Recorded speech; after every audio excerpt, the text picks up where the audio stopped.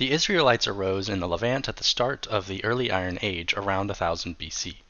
They descended from late Bronze Age peoples in Canaan and Ugarit, as did the Phoenicians, Moabites, Amorites, and Edomites after the Bronze Age collapse.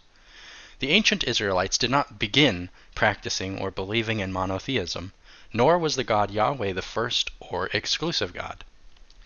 Before the arrival of monotheism, the Israelites practiced polytheism and believed in many gods just as their ancestors, the Canaanites, did, and just as the Canaanites' ancestors did. They worshipped the chief god El and his Asherah, queen consort, Astarte, goddess of war, hunting, and love, Baal-Hadad, storm and thunder, king of the gods, Baal-Hamon, god of vegetative fertility, Kadesh, the Holy One, goddess of love, Shapash, god of the sun, Eshmun, god of healing, Lotan, Tehom, Moloch, and more. The name Israel itself is indicative of the Canaanite origins and the prominence of El. In the Bible, it is said to be from Yisrael, given to Jacob in Genesis 32:29, after which his descendants came to be known as Israelites and their land as the Kingdom of Israel. The personal name had already been attested in Ibleite, Israel, and Ugaritic, Yisrael. This has been variously translated as he wrestles with El, he prevails with El, but it could also mean just El rules. The Canaanite El had many epithets: Olam, eternal, Elyon, most high, Toru, bull, Gibor, warrior, Abu Adami, father of men, Malku, king, Sabaoth, lord of hosts, El Shaddai, god of the mountain. He was considered the Hatikuka, the god of patriarchs, lived on Mount Zaphon, and he dwelled in a wilderness tent. All of these were borrowed later by the Israelite El. In many biblical texts, especially in Psalm 29, Yahweh is clearly envisioned as a storm god, something not true of El so far as we know, but it is true of his son Baal-Hadad. It is Yahweh who is said to battle Leviathan the serpent and slay the dragon in the sea in Isaiah 27:1. The slaying of the serpent in myth is a deed attributed to both Baal-Hadad and Anat in the Ugaritic texts, but not to El. There are many artifacts from tombs and amulets where Israelites inscribed prayers to Yahweh and Asherah, begging Asherah to help and care for them in the afterlife. See also Jeremiah 44. If you were to rely only on the Hebrew Bible, you would think Asherah was some kind of evil foreign deity, but going by the historical evidence, we find that she was very important, and her main role was as mediator, not only between various gods, but between human worshippers and Yahweh himself. Nowhere in the world was monotheism the first religion, nor is there any evidence of Yahweh worship prior to the early Iron Age. In terms of anthropology, the earliest and most primitive religions are that of ancestor worship, animism, totemism, and following the discovery of agriculture and animal domestication, we see archetypes of the human experience, the creation of mythologies, shamanism, the worship of celestial deities, most notably the sun and the moon, which aided humans in the agricultural calendars, and eventually there arises what we might call full-fledged polytheism. So, how is it that the ancient Hebrews and Israelites came to change their very normal polytheistic traditions and believe in a monotheistic God? And what circumstances led them, or more precisely their descendants, the Jews, to this? I've been studying this subject for over a decade, and for the longest time the conclusion has always been twofold. One, we don't really understand why a certain group of Canaanites would forsake their heritage and drive a strong polemic against their traditions, and two, whatever it was that caused this shift and separation, they created a very unique and new religious tradition. My goal is to show that there really is no mystery, and that the Israelite religion, and ultimately Judaism and Christianity, are not so special or unique as people think, or as much as the Abrahamic believers would like us to think. My argument is essentially that if we take a holistic approach to history, these things make sense, and all the pieces add up to a very coherent and explicable portrait. In ancient times, it was very typical for city-states to have one major god as the representative and protector of that city. Each city had its patron deity. For example, the patron of Ur was Nanar. The patron of Babylon was Marduk. The patron of Baalbek was Baal-Hadad. The patron of Delphos was Apollo. The patron of Athens was Athena. And the patron of Jerusalem was Yahweh. The scribes of a city would typically copy the myths of the larger cultural milieu, but would include long emphasis and praise of their city's deity at the end, which would make copies of the same myth slightly different. For example, the Enuma Elish, being Babylonian, ends with a long praise to Marduk, whereas the Sumerian creation story copied in other cities would have lacked this or had a praise section to their own city's patron deity. So, essentially what you have is a situation in which either the city, or at least certain high priests in a city, would pay special devotion to a certain single deity. Actually, this is especially true of priests, who in the ancient world often bound themselves in service to a particular deity, for whom they would serve and observe rituals. This is particularly important to note, since the Jewish religion, which would come many thousands of years later, follows a similar pattern, and we know it is the creation of a certain priestly class that came out of Israel after the conquest of Canaan by the Neo-Babylonians in the 6th century BC. This period is also known as the Babylonian exile, and I'll remind you that this is when scholars normally date the writing of the Torah. Another important historical event or phenomenon that I'd like to note is the pharaoh Akhenaten. Around 1340 BC, he set a precedent for the exclusion of other gods, to worship only a single deity, and to recognize Aten as Egypt's sole god. Although each line of kings prior to the reign of Akhenaten had previously adopted one deity as the royal patron and supreme state god, there had never been an attempt to exclude other deities. Akhenaten's father, Amenhotep III, began to promote Aten worship and popularized Aten as a distinct solar god, among others, namely Amun, Ra, Horus, and Montu. But he did not attempt to promote Aten to the exclusion of other deities, as Akhenaten would later do. The details of Atenist theology are still unclear. The exclusion of all but one god and the prohibition of idols was a radical departure from Egyptian tradition, but most scholars see Akhenaten as a practitioner of monolatry rather than strict monotheism, as he did not actively deny the existence of other gods. However, there remains no direct evidence of a correlation between Atenism and Jewish monotheism to this day. This is especially true since monotheism, as we know it, didn't really arise until at least 500 years after the time of Akhenaten. People like Sigmund Freud made a particular emphasis on the relationship between Atenism and biblical monotheism. I don't think there is a clear or direct connection between these things, but there is certainly a high possibility of an indirect connection. Like I said, it certainly set a precedent. Of huge importance is the effects of the Late Bronze Age collapse. Being that the descendants of the Canaanites, including Israel and the surrounding tribes, were naturally the closest neighbors, the Israelites' first enemies after the Bronze Age collapse would have been fellow Levantine Semites, i.e. the Moabites, Edomites, Ammonites, etc. This was a time of great unrest, disorder, and war. In order to survive the aftermath of the Bronze Age collapse, tribes and nations had to fight tooth and nail in a world where old systems and power structures no longer held stability. It was a time dominated by warlords and brigands, a time of famine and darkness, in that historical records of this time become sparse for us. Activities of complex civilization, such as writing, were forgotten and lost in some cases. Seeking to assert a distinction between their neighbors, who were thereby also their immediate enemies and competitors, and emphasize their separation from their enemies, the Israelites evidently broke off from their Canaanite traditions, and not only worship Yahweh, but deny heritage or relation to other fellow Semitic tribes. Again, this isn't a far stretch, since Yahweh was already the main patron deity. The explicit departure, however, did not occur until the time of Josiah, and was not fully developed until the time of the Babylonian captivity at the earliest. The Iron Age decline in focus on sky gods, deities of the sun, of storms, etc., and the rise in interest of war deities is well attested. For example, rather than Enlil or Marduk, people started to attest patronage to gods like Nergal in Mesopotamia, and in Canaan, Chemosh and Yahweh instead of Baal-Hadad. Ashtabal too gained prominence after the Late Bronze Age collapse in the Hurro-Hittite context, but the Hittites were known for their innumerable gods and never seemed to focus so heavily as the Canaanites did on a particular god.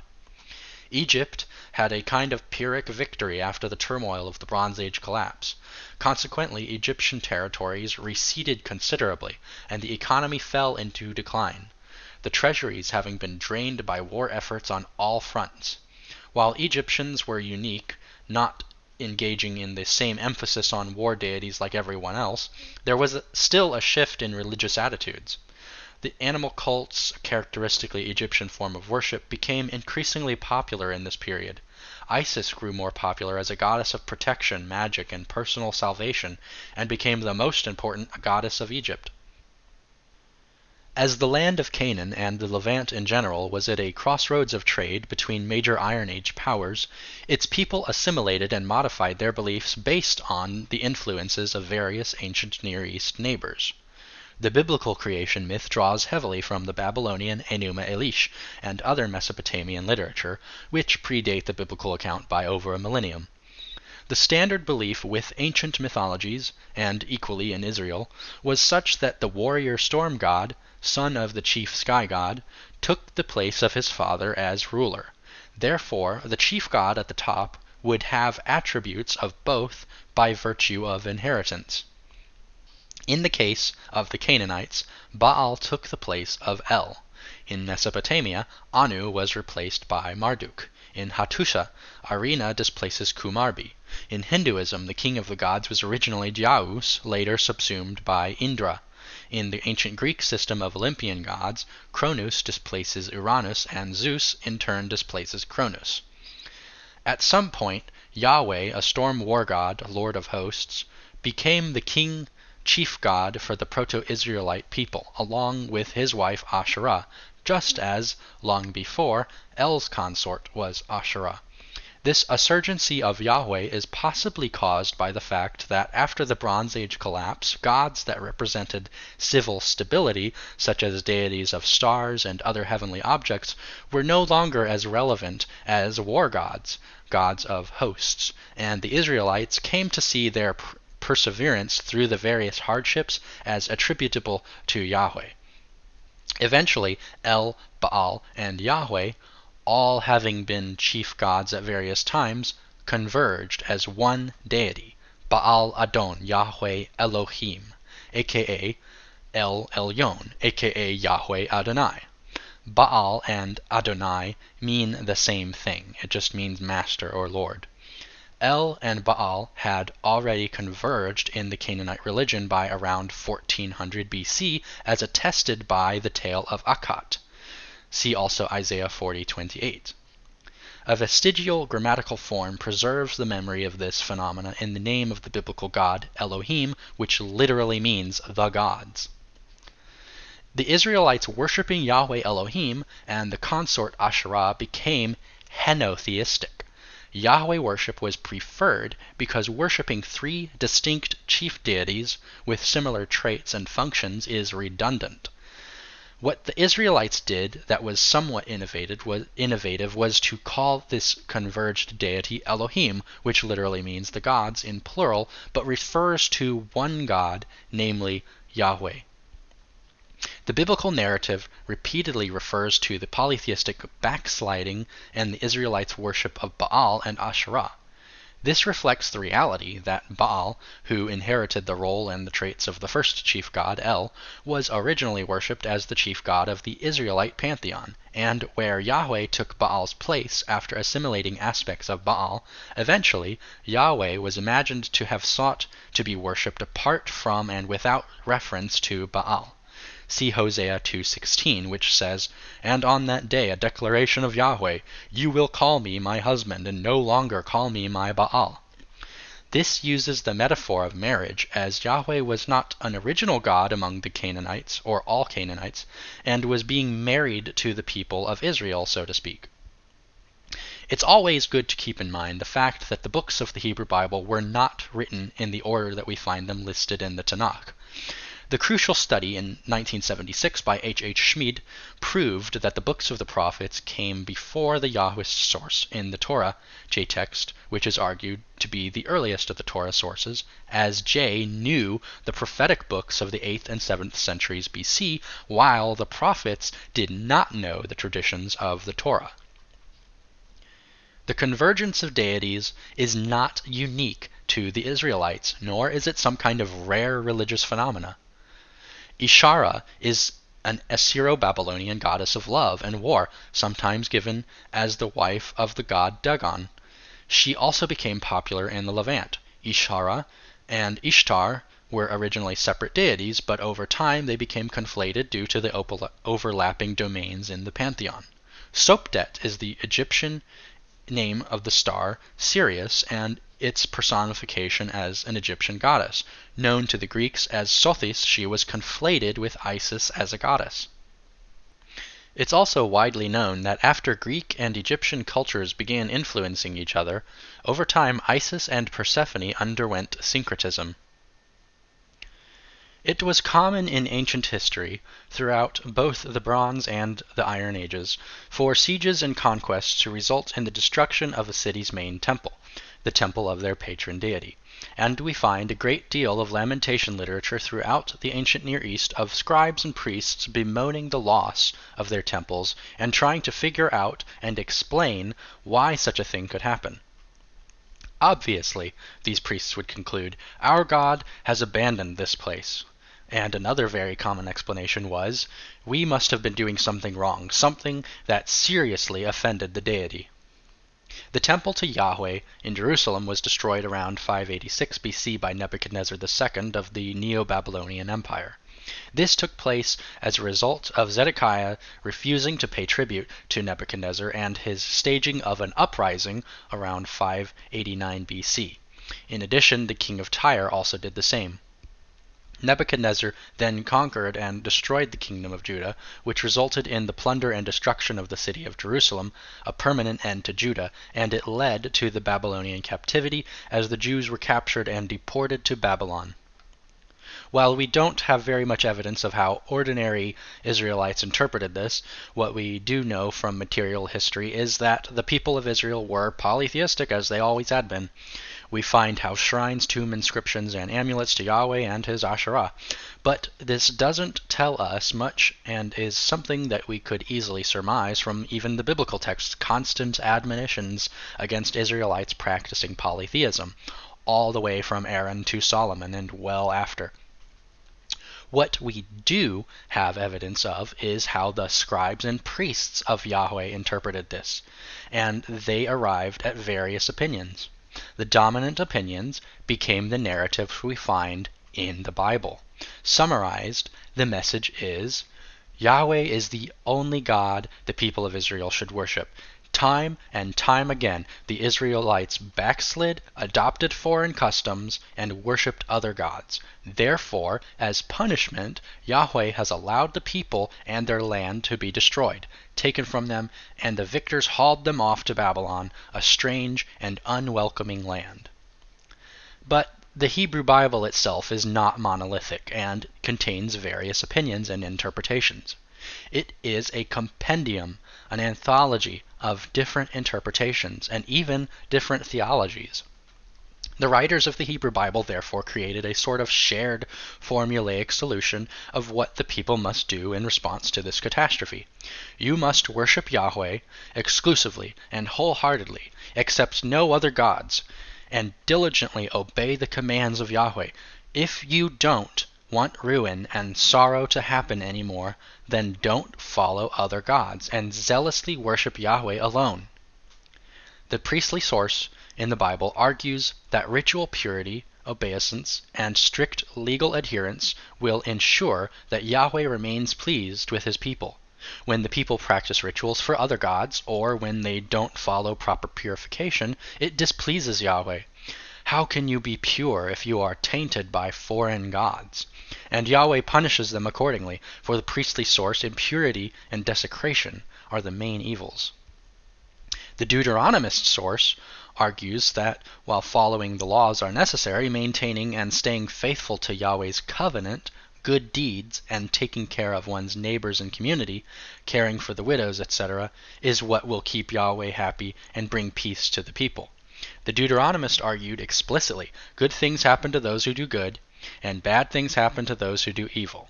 For the Deuteronomist, wicked deeds and breaking Yahweh's covenant are the main evils.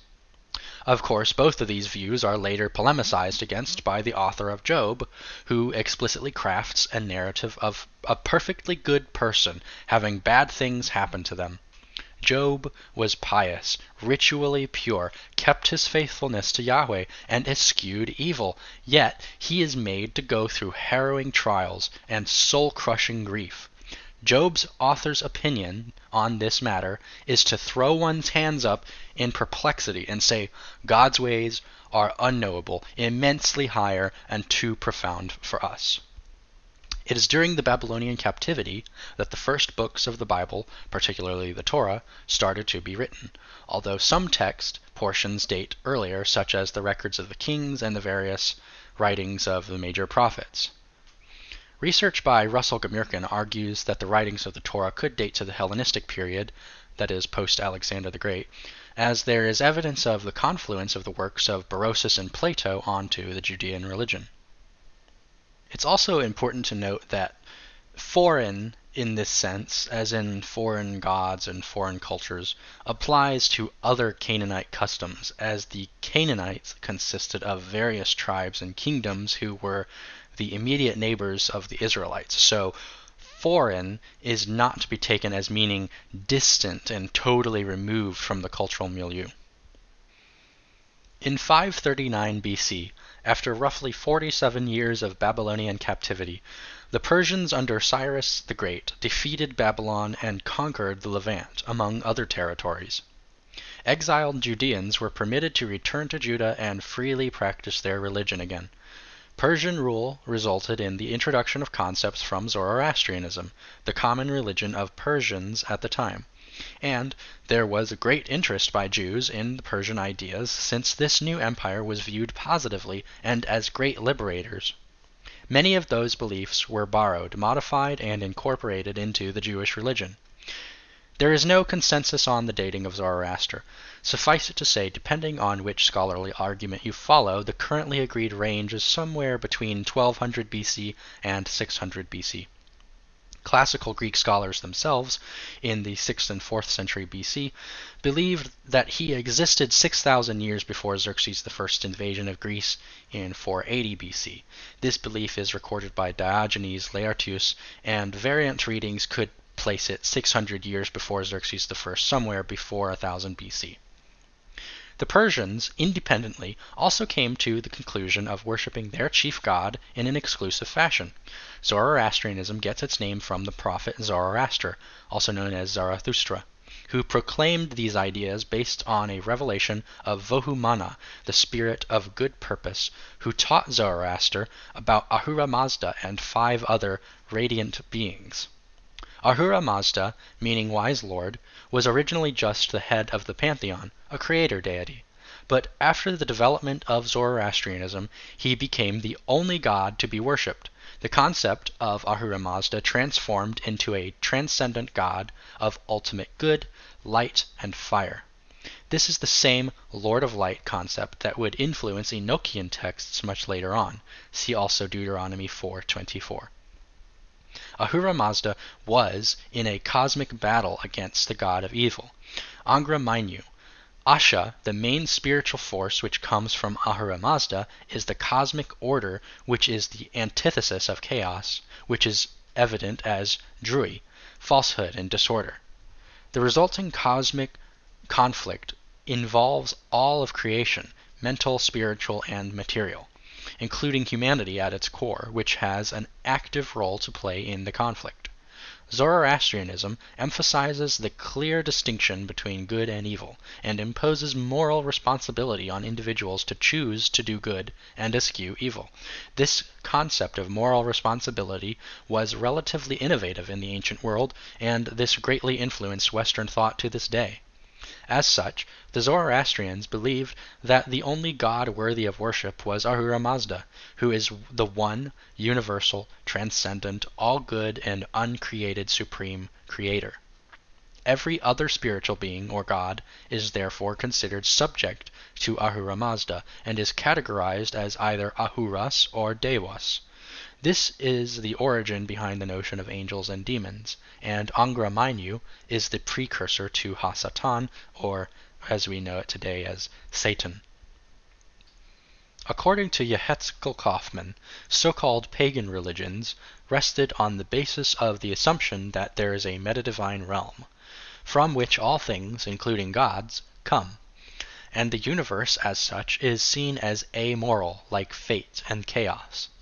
This metadivine is a realm of supreme and ultimate power, and it transcends the deities. The deity or the deities emerge from and are therefore subject to the forces of the metadivine realm. Here are some of the characteristics of the metadivine realm as given by Yale professor Christine Hayes. Gods can be thwarted by the decrees of the primordial realm. Their will is subject to pre-existing laws. Gods will not be all-knowing or all-wise. They can be surprised. They can have regrets. The boundaries between human and divine are fuzzy. Humans can tap into and influence the activity of the metadivine realm, and therefore magic is possible. The material stuff, quote-unquote, of the primordial realm, water, blood, etc., acts as an interface through which magicians can hack into the metadivine realm. In Zoroastrianism, and by extension Judaism, there is no metadivine realm. The one God is in full control and has all power. All things come from him, and he is all good, and the source of good. It's extremely important to note that prior to the influence of Zoroastrianism, however, and particularly in the Yahwist source of the Torah, Yahweh is subject to the metadivine and is not all-powerful. He does have regrets. He does change. He can be surprised. To see examples, see Genesis 6:6, 1 Samuel 2:30-31, and Amos 7:3, and Jonah 3:10. Again, the Bible represents a variety of opinions and different interpretations within Jewish thought. Also see Numbers 23:19 and 1 Samuel 15:29. The Hellenistic period was ushered in following the conquests of Alexander of Macedon around 338 to 325 BC, aka Alexander the Great. His armies defeated the Achaemenid Persians, and in 332 BC, Alexander took the Levant in the Siege of Palestine.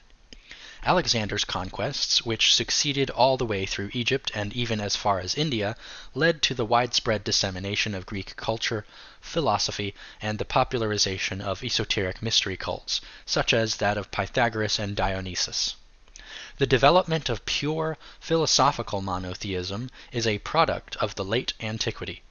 During the 2nd to 3rd centuries, early Christianity was just one of several competing religious movements advocating monotheism. Among the most popular philosophies was Platonism. Plato argued, like most Greek philosophers, that the gods are metaphorical, and mythologies do not necessarily explain the whole nature of the world. For Plato, there were three kinds of myth: false myths, myths based on true reasoning, and myths that were not verifiable but contained truth in them. In his time, there was a major philosophical problem called the problem of universals. If different objects have similar or the same properties, then do those properties exist beyond the objects? And if a property exists separately from objects, what is the nature of that existence? And if objects can share properties, why do they appear to be separate objects? Plato's solution was the theory of form, which states that the physical world is not as real or true as ideas, which are timeless, absolute, and unchangeable. The world of appearance is somewhat illusory. All things are an imperfect and distorted reflection of the perfect forms from which they derive. So, for example, if we see a round bowl and a round eye, both derive their roundness from the form of round, which underlies the reality in the world of form. If we see a good person, they are only good in reflection of and emanating from the perfect good, which is the perfect form. The highest level of reality is full understanding, which is made up of only ideas, and are all given existence and truth by the good itself. Plato writes that the form or idea of the good is the origin of knowledge, although it is not knowledge itself, and from the good, things that are just and true gain their usefulness and value. The first known reference to the unitary God is Plato's Demiurge, the divine craftsman, followed by Aristotle's unmoved mover. The god of Zoroastrianism doesn't count as a unitary god because there is also Angra Mainyu, with whom the good god exchanges and ultimately against which he exists. Although Plato himself was a polytheist, in his writings he often presents Socrates as speaking of the god in the singular form. God is conceived of as the most perfect form. The One, to en, is a concept that is prominent in the writings of the Neoplatonists. In the writings of Plotinus, the One is described as an inconceivable, transcendent, all-embodying, permanent, eternal, causative entity that permeates throughout all existence. This being underlies all reality and is self-existent, the quote-unquote necessary being. The most salient, impactful connection between Jewish and Hellenistic thought was made by Philo of Alexandria, born in 25 BC and died around 50 AD, at the age of 75. Philo's writings were extremely popular and well known throughout antiquity. Philo's use of allegory to harmonize Jewish scripture, mainly the Torah, with Greek philosophy was the first documented of its kind. Philo affirms a transcendent God without physical features or emotional qualities resembling those of human beings. According to Philo, God exists beyond time and space and does not make special interventions into the world because he already encompasses the entire cosmos. Philo's notion is even more abstract than that of the monad of Pythagoras or the good of Plato. Only God's existence is certain. No appropriate predicates can be conceived. Following Plato, Philo equates matter to nothingness and sees its effect in fallacy, discord, damage, and decay of things. Philo seems to look at man as trichotomous: nous, mind; psyche, soul; soma, body, common to the Hellenistic view of mind, soul, and body. This formed the foundation for early Christians, or Gnostics, to make the classification of people as helic, psychic, and pneumatic. Philo invented what would become the Christian notion of the Logos.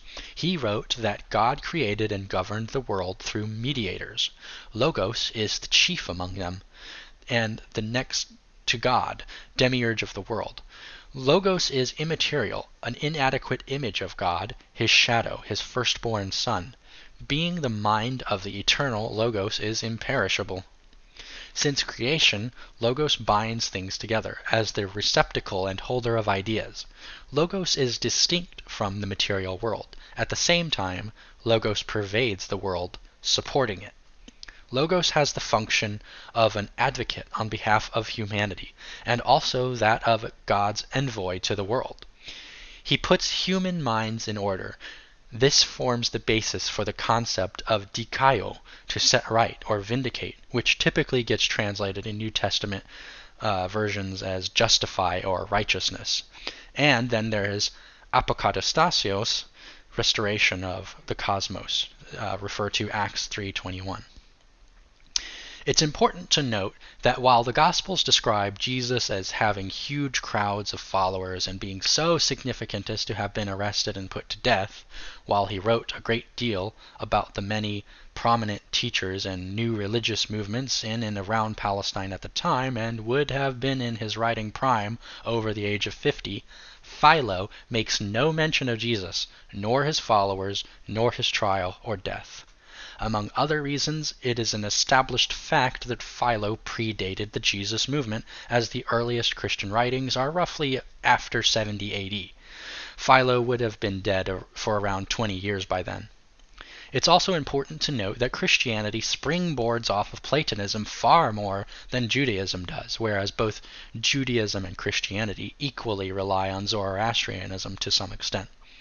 Philo's ideas may be accepted by some Jews today, but the rabbinic literature and the Midrash are the primary instruction for Jewish thought.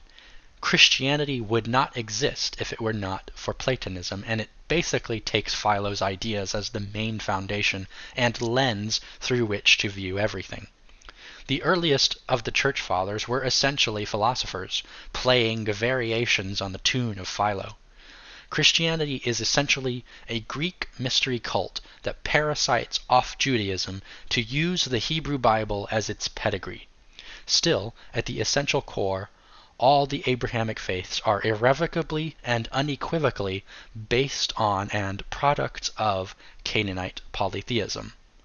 It's also important to note that the idea that Judaism is quote-unquote special because it's the only religion where humans are made in the image of the divine is outright false. According to the Enuma Elish, humans were created from the blood, the essence of the gods. The notion that the Bible is unique in this idea of God creating humans in his divine image is very common. To my knowledge, one of the most prominent and influential scholars who pushed this narrative of the specialness of the Israelite religion was Yehetzkel Kaufman. I myself have been under this impression that what makes the Hebrew religion different from quote-unquote paganism is the fact that they emphasized moral imperative, personal choice, and the belief that humans are all created in the image of God. Well, just as all things with the Israelite religion are derivative and evolutionarily explicable, this assertion of uniqueness or special character is untenable and rooted in ignorance, which doesn't surprise me, seeing as how Abrahamic adherents tend to think that they have everything figured out and don't need to look into any religion or culture beyond their own. The more I research Egyptian and Mesopotamian religion, the more I find how idiotic this notion of Hebrew uniqueness actually is. For starters, Enki held affection for humans, and contrary to the lazy and misinformed impression that Mesopotamian gods were evil and misanthropic, the gods, according to the creation narratives, used their very own blood and bones to create humanity. The ancient Mesopotamian conception of the relationship between the divine and humans was not one of slavery and parasitism, but rather commensalism. In addition, the Egyptians believed that nature, far from being somehow inferior to the divine, in fact reflected the divine and vice versa. In a sense, their gods created not just humankind in their image, but the entire world. Besides this, the ancient Egyptians, and by extension their literature, were heavily concerned with moral uprightness and justice. Ma'at was not only a principle of truth and righteousness to live by, it was a deity. A vast amount of ancient wisdom literature and proverbs came from Egyptian moral texts and parables. In fact, these were so common and highly valued that much of the Hebrew Bible's wisdom literature is a direct plagiarism of these very texts. For instance, the wisdom of Amenemope.